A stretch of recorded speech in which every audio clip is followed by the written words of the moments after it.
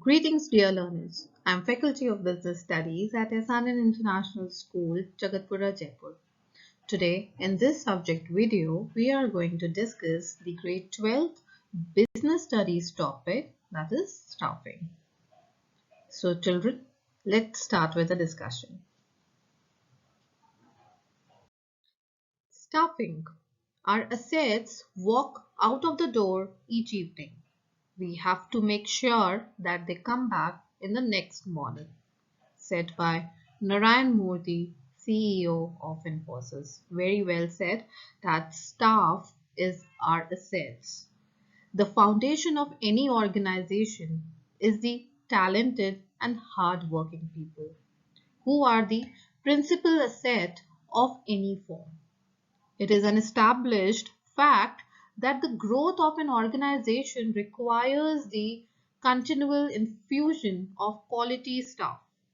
Thus, adequate staffing or the provision for appropriate human resource is an essential requirement for any organization success. It is therefore believed that an organization can achieve its objectives only when it has the right person in the right position. Now let us understand the meaning of staffing. Staffing is a process to fill the various posts provided in the organization, putting people to jobs. It is a process of management which is concerned with obtaining, utilizing, and maintaining a satisfactory and satisfied workforce. The staffing has been described as a managerial function of filling and keeping filled positions in the organization structure. So dear students, after planning and selection of the organization structure, the next step in the management process is to fill the various posts provided in the organization. This is termed as a management of staffing function. In the simplest term, staffing is putting people to job.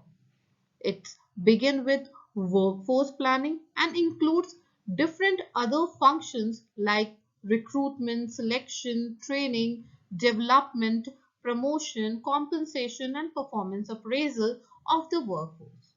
In other words, we can say that staffing is that part of the process of management which is concerned with obtaining, utilizing, and maintaining a satisfactory and a satisfied workforce. Today's staffing may involve any combination of employees including daily wages, consultants, and contract employees. As you are now aware, the prime concern of the staffing function in the management process is a timely fulfillment of the manpower requirements within organization. These requirements may arise in case of starting a new business or expanding the existing one, or they may arise as a matter of the need for replacing those who quit, retire, or are transferred or promoted from or are fired from the job.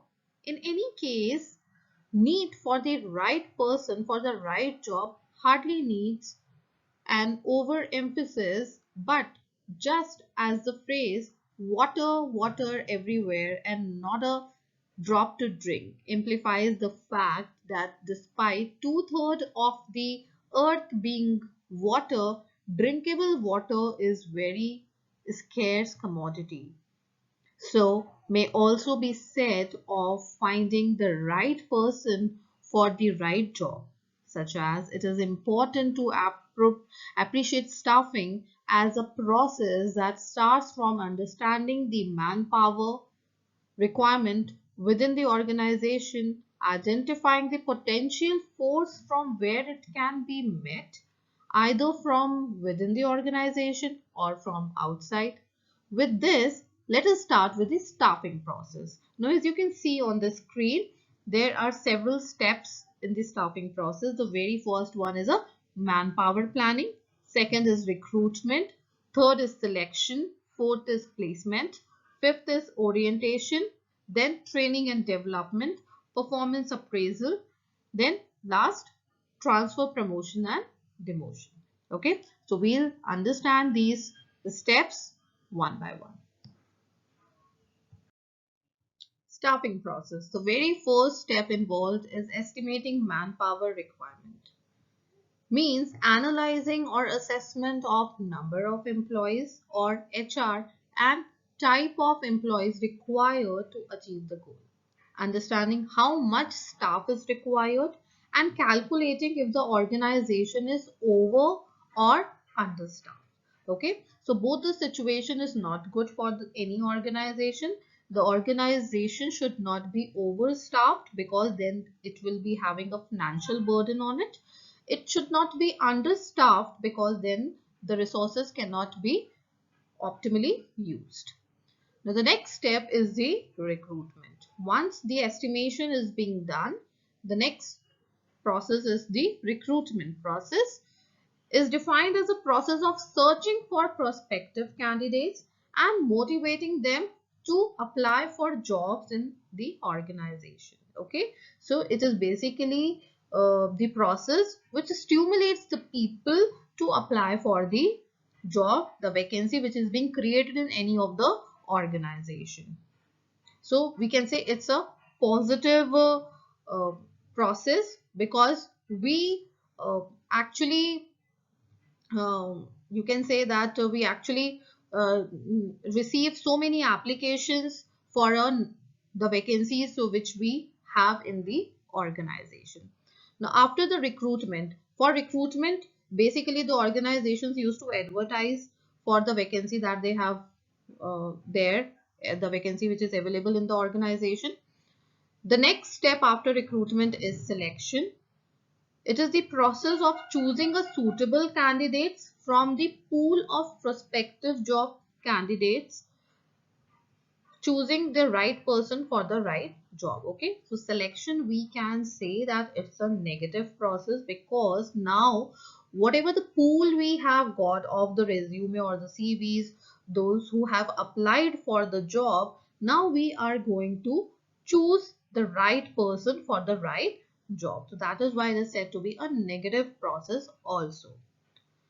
Now after the selection, placement and orientation. One more thing, that in selection we have used to conduct a number of tests like knowledge test, interest test, aptitude test.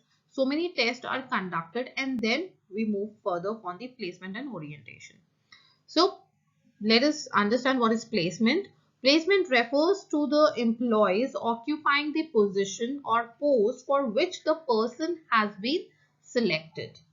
And orientation refers to introducing a new joinee to other employees and familiarizing him or her with the rules and policies of the organization. So basically the motive of placement and orientation is to give ease to the new joinee so that they can be well versed with the new organization, they feel friendly and they understand what type of work they need to do in the organization. Now, after placement and orientation, the next step in the selection process is training and development. Now, training is a process which facilitates employees' learning. It increases employees' knowledge, aptitude, skill, and abilities. Development refers to the learning opportunities provided to employees to acquire new skills for career advancement and growth. After training and development, the next step is the performance appraisal. Once the candidate, the new joinee is got trained in the organization, now it's time to evaluate their performance also. So it means evaluating an employee's current and past performance. Once the employee has undergone a training, his or her performance is evaluated against a given standard. Now after performance appraisal, promotion and career planning. Now promotion means being placed in a position's increased responsibility. Promotion and career planning is very important to boost the morale of employees and motivate them to utilize their full potential. Okay, once the performance of the employee in an organization is being evaluated and being checked that what they have worked, then the organization plans for giving them the promotion or any growth in the organization. The basic motive is to boost their morale, is to motivate them so that they can work with their full potential in the organization. Now, after promotion and career planning, the next step is the compensation. All forms of payment made by an enterprise to their employees, like salaries, incentives, commission, etc., all are included in the compensation part. So, this is all that we need to study in the steps of staffing. This we see that as a process, staffing includes acquisition, retention, development, performance appraisal, promotion, and compensation of the most important resource of an organization, that is its human capital. So if you find the video informative, please like, share, and subscribe our YouTube channel. Thank you, everyone.